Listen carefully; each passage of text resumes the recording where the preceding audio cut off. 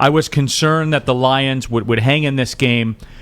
They were able to. They got down 14-0. I was happy. That made me happy. They came back. They cut it to 14-10. But in the end, you can't win the Kentucky Derby with mules. And there wasn't the talent on the field for the Lions to stay in this. Those weren't just mules. Those were three-legged mules that they put out there.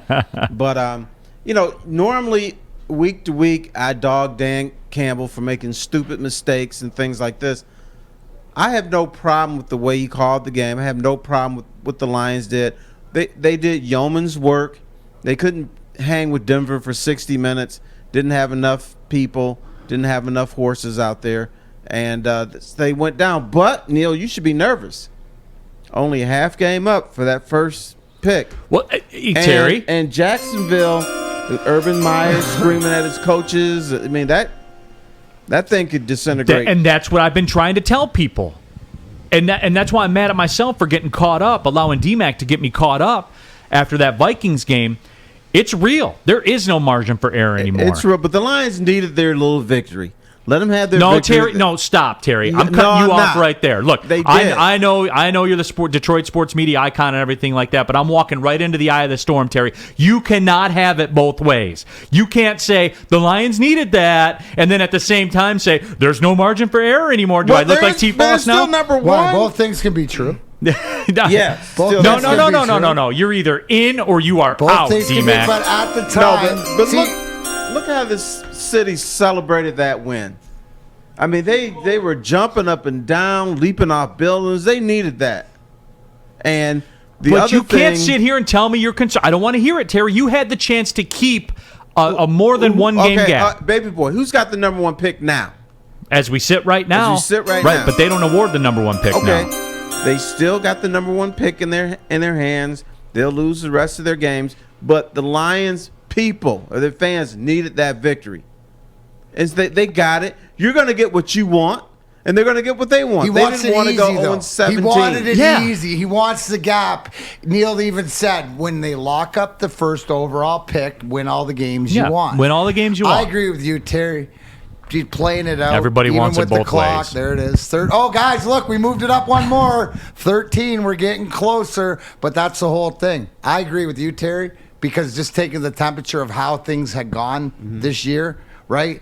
The ups and downs and the emotion and shoulda, coulda, woulda a few times and this and that. And they needed that win. So, but you're right, Terry, as far as the ineptitude of the Jacksonville Jaguars and the Urban Meyer they're making their push now. Their push is on. Yeah. And if you saw them, there was no life. And you could talk about three-legged mules and whatever else, but what we put out there, but to your yeoman's work and everything else, that's the one thing you saw the consistency of the effort out there, the lack of talent, but everybody buying into it. So that's why you should be scared a little bit, because Jacksonville, I think, even though Detroit is not in jeopardy of winning this week or next week, they keep losing guys. We'll see what the injury report is. They're playing, they got Arizona, and Arizona's not slowing down. I expect them to win tonight and up our draft class by beating the LA Rams and Matt Stafford tonight. But again, you're going to have to suffer this out. I'm with Terry. We needed it just because of the way it came down. I don't want to hear you guys cry about it then. I don't want to hear you and you, both of you two. I don't want to hear a word about it. I don't know what Neil is nervous about. I've told you I feel more comfortable with the second pick. Right? No. I don't want to hear it from either of you two. Who do you want the Lions to pick? I want whoever Brad Holmes wants to take. No. Who do you want? Whoever Brad Holmes. See, Terry, I can't answer that question. I'm not an NFL scout, man. Like, I'm not a college scout. I know, but you're a fan. I'm a you're fan, a guy yeah. with an opinion. Yeah, I mean, I would probably shade. Thibodeau. Just as. What if the Lions ended up with Aiden Hutchinson? Would you be upset? Would I be upset? No, because obviously they value him more. You might be able to get him at number 2. So I don't want to play that game, T-Foss. I want Brad Holmes to have as much ammunition as possible. All right, I know what you're afraid of. You're afraid that, I think the game is January 9th.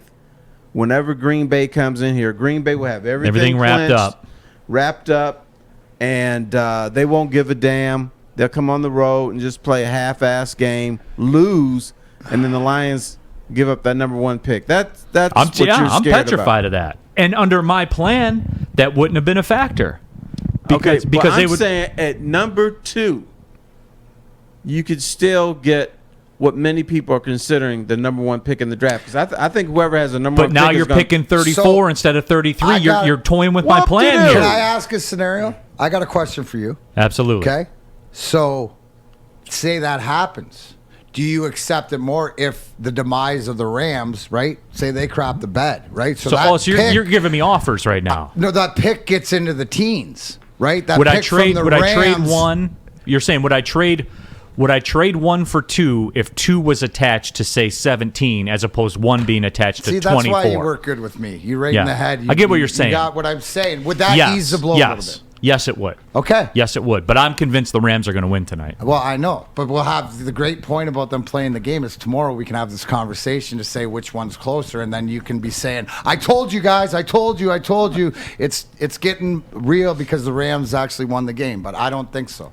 I think it's coming down. And to Terry's point, Terry, I'm not really mad if you have the second pick because I think. In my opinion, you're asking me as the fan or whatever, Thibodeau is more clowny to me, and it's the injuries that I'm looking for. Yeah, great talent. But if we fell to number 2 and whoever's got number 1, Jacksonville, and they go for the Thibodeau, Hutchinson lands to you. If, to your point, they value him, the Detroit Lions, Brad Holmes, who you trust, values him, it could be the win-win situation there too.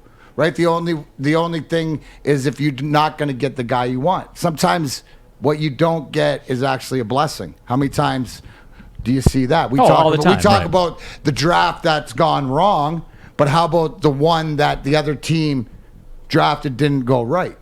Yeah, because how I see this playing out in my eye, T-Foss, is if you get 1, and I don't think it'll end up working this way, I would take Thibodeau with 1 because I think there's a higher ceiling in terms of the NFL than there is with Hutchinson, in my opinion, but I'm not a scout, so I'm just a dude with a microphone. In my grandmaster plan, I would take Ajabo with my second first-round pick. And I don't think it's going to go if he's there, and I don't think he will be because you look at state champion, sprinter, all that kind of stuff. That's all combine gold, man. When he rolls out there and smokes everybody in the 40, smokes every single linebacker in the nation in the 40 and all that kind of stuff, he's going to start shooting up the board because he's going to be a physical freak. The sprinkles. Yeah. The sprinkles. I know that's how it's going to go, but and that's how I would want sometimes it. the worst pick is the better pick. Back Barry Sanders. The Lions had the number 3 pick. Right. If they had the number 2 pick, guess what? They were taking Tony Mandridge. They would have taken Tony Mandridge. Yep. That's what I'm saying. That's and a lot of times, where we're sitting here, and it goes to the trust factor, right? When I'm looking at Brad Holmes, right? Well, what do we always say? Oh, later in the draft. Oh, the guys that he can find and the guys that he can draft. But we're not saying the guys that he's picked up front or whatever else, right? Penei Sewell, we think it's a great pick or whatever else. If he has, I'd be confident if he has the first pick. But again, to Terry's point, sometimes what you don't get, what falls to you, is a blessing in disguise. Right. Now, our YouTube chat, there are people chiming in as well. Jenna Newman says, I like to come by Friday on my day off for the Stuff the Studios. You see the toys all around us. Jenna, as Joik would say, pull up on us. Stuff it up. Pull up. Buttercup.